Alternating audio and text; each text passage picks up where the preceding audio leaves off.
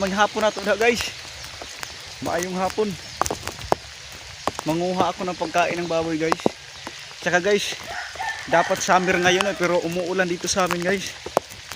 Yung mahirap dito sa amin guys, kapag umuulan tapos wala kang hindi ka nakapag-prepare ng pagkain ng baboy guys.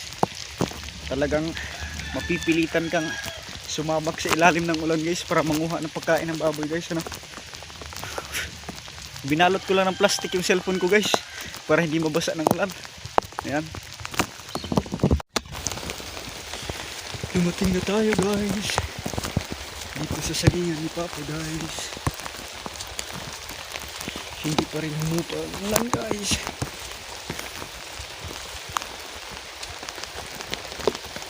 Ayan. Puputuli natin guys. Bata. Ayan.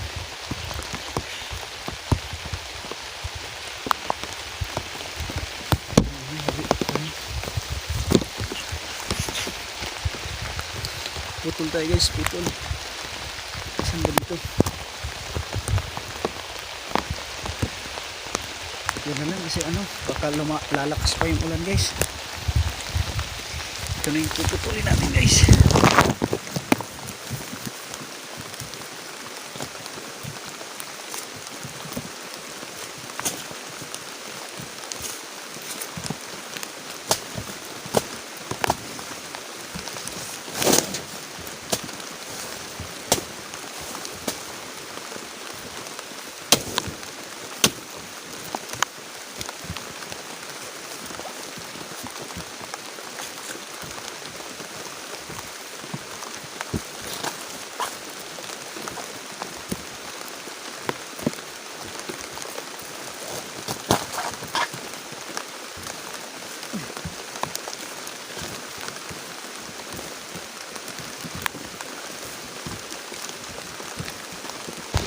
Uuwi na tayo guys para